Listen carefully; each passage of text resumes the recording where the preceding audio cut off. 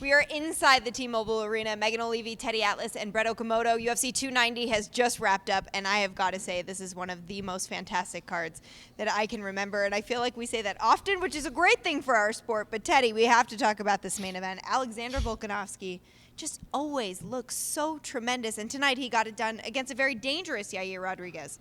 Yeah, you know, it's about geography, at least in my business, but in your business too, where whoever owns the geography that makes most sense for them to use their skill sets usually wins. And Rodriguez to win needed space because he's so explosive with his kicks, with his striking. You know, he can be so unorthodox, and he can come at you with so many dimensions. But he needs room to do that. So what did Volkanovski do? You know, he's not only tough, he's not only strong, but he's so cerebral. He took space away from him. He immediately, you know, he closed the gaps. He got him on the floor. He got him to where he wanted to be, where, again, his geography, where he had the advantage with his skill set. He was better on the mat. It wasn't that complicated. So he got him there, and he dominated the first 2 rounds. And then what happens? The third round, Rodriguez is getting what he wants, the geography he wants on the outside. What does he do? All of a sudden, he shows his dimensions, Volkanovski, where he switches from orthodox to southpaw, and he counters with the right hook, hurts him with the counter punch, gets him back to the mat, and finishes him. So, I mean, he's just so solid, as you suggested. He truly is. Yeah, I mean, so Teddy's saying it's all about geography. It is. It is also all about mindset, and I don't think anybody has a better mindset right now than Alexander Volkanovski. I mean, the way we saw him when he went in against Islam, and an impossible challenge almost, taking on the much bigger guy, the grappler, and very few people were kind of giving him a chance. And then by the end of it, a lot of people thought that he had actually won that fight. So I think, Yair's best moments of the fight were quickly followed by him being done. I mean, that's how fast that Alex can do it. He is so confident, so comfortable in there. Yair hits him with some big shots, and he's like, yes, good. You know, he's acknowledging it. He's just so confident in everything that he's doing. When he ate that counter right hand. I mean, I don't know if everybody, it happened so fast, if everyone noticed that. I mean, he ate that right hand counter like a piece of candy. And then right after that, he got back to where he wanted to be and started dominating on the mat again, on the floor again. But you're right. He's got everything you need to have to be a champion. Everything's clicking right now, and I gotta say, maybe it's because I'm drinking the Kool-Aid of UFC 290. I think he beats Islam if they fight again. Interesting. You know, I asked him in our interview just a couple of minutes ago, I said, you know, what would you like to be next? Because he has the surgery. He said he won't be out for very long, but he does need to get the injury fixed. But he said, I just want new faces. And he said, I want to go up and challenge for the 55 belt again, but I still want new faces at 45. He really wants to be active in 2 divisions, and frankly, it feels like he can be. This is a guy who fights all the time, who makes weight easily at 45. I shouldn't say easily, professionally at 145. We don't know how those cuts are, but he never misses. We're never worried about him not getting to the scale. So we will certainly see what's next for Alexander Volkanovski, but I got to talk about the fight of the night, and you know me. I love the flyweights, obviously married to the OG flyweight, Joseph Benavidez. But, you know, this was season 24 rematch, right? They fought in 2018 then, and here they are facing off once again. And we talked a lot about the improvement of Brandon Moreno because he had the belt, but then we talked about the confidence of Alexander Pantoja because he had those 2 victories over Brandon.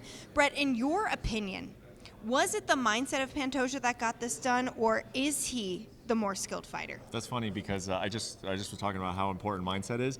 In that co-main event, I thought they both had incredible mindsets. And hearts. I don't think mindset was the difference maker in that. I do just think Pantoja he's good, man. He's just very, very, very good. And you know what we saw so much in the Moreno Davison quadrilogy was that Davison was so powerful, so dangerous, but then he would run out of gas. Pantoja doesn't do that, man. I mean, he is just dangerous for the entirety of it. And Brandon was putting it on him. Brandon was trying to drown him in pace, and a lot of times that can be a weapon for Brandon. It just wasn't tonight. Pantoja was able to meet that pace. I think they can fight again. I hope they fight again. Oh my God, same. And Brandon can certainly win that fight, but I think at this point it is safe to say that he has an uphill battle because Pantoja is he's tough, man. He's tough everywhere. He's dangerous everywhere. And like, we're talking about Volkanovski, he doesn't have a whole lot of holes. He's got a strong mindset. He's got a good cardio. He's got a good chin. He took some big shots from Brandon Moreno today. Yeah, so Pantoja is the guy to beat at 125. It was like reading a book a championship book. One guy wants to keep it, one guy wants to get it. And then at the end, to the victor goes the spoils, and his family shares them with him. I mean, it really was, it was a beautiful championship story. It was. Laid out on television. Yeah. They fought their hearts out, even fight going into the fifth the way you want it. Okay, guys, whoever wins the last round is champion. Go get it. And then you celebrate with your family. And then the emotion pours out. And you show what it means. What does it mean more? To keep a title or to get a title? That's kind of was the battle going on for me tonight. You know, the emotional battle, the mental battle.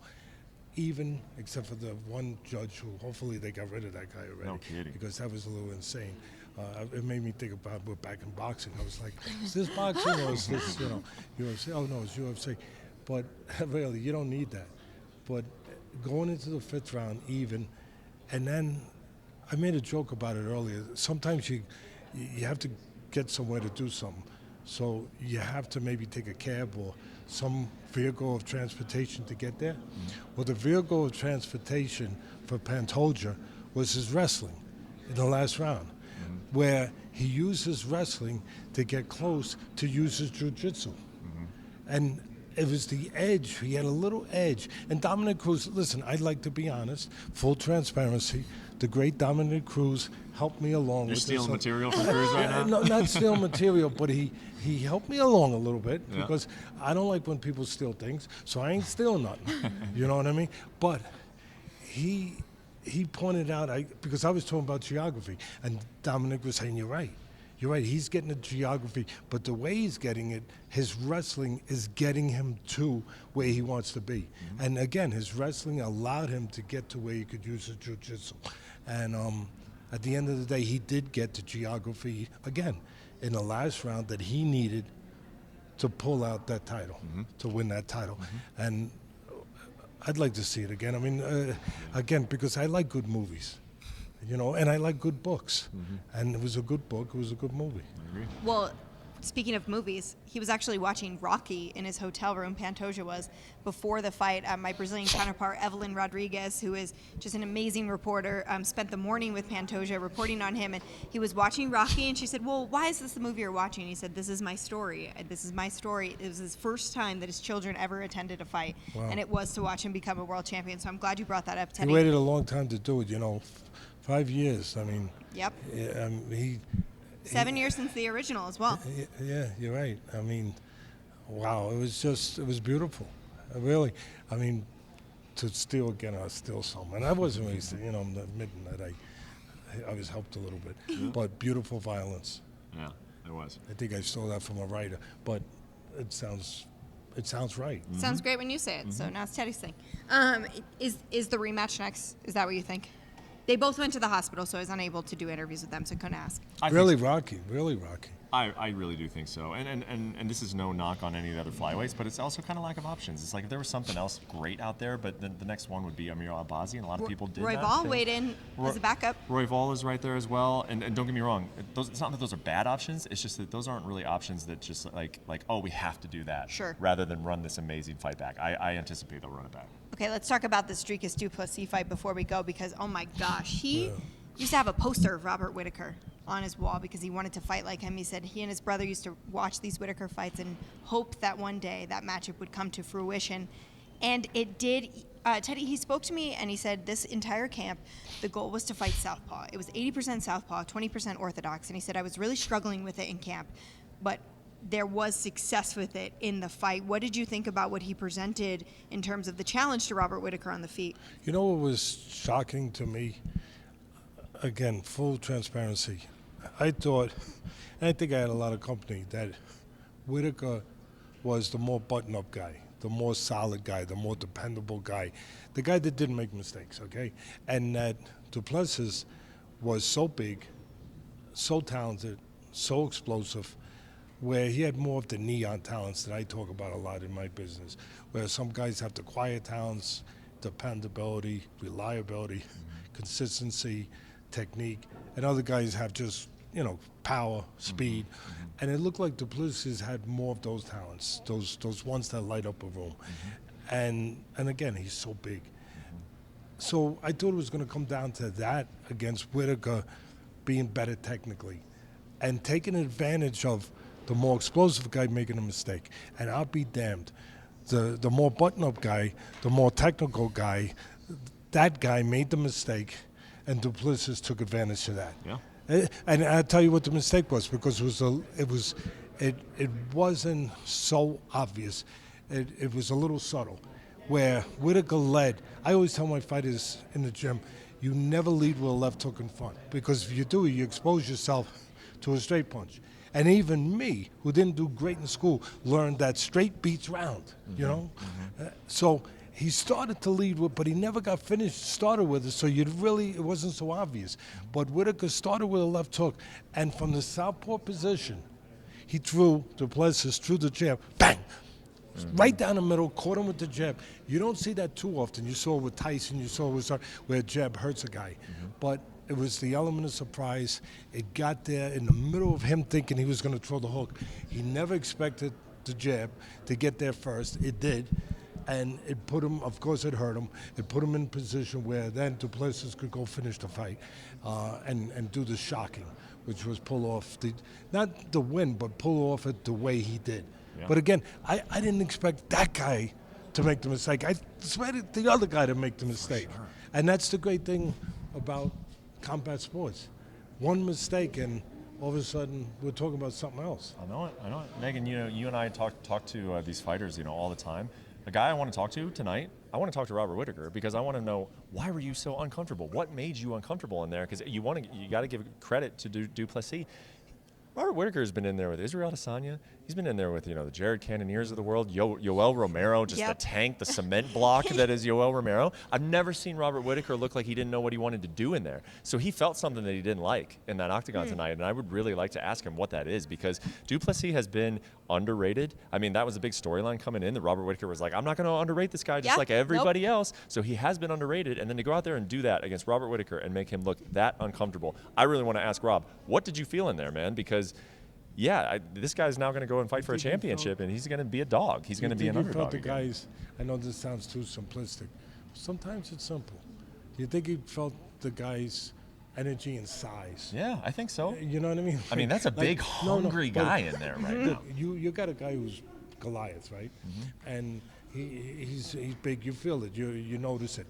But you figure, like we talked about before, you're better technically. But when that doesn't pan out, then what are you left with? Just a bigger guy and you're feeling, that's all you're left with. And you know what? To your point, that's uncomfortable. That can make you uncomfortable. That's actually a good point, a good pickup on your part. And I think that's what it was. That, I'm going to handle this bigger guy that's obviously stronger than me, more explosive in certain areas, but technically I'm going to find a way. And when that wasn't there, uncomfortable. Yeah.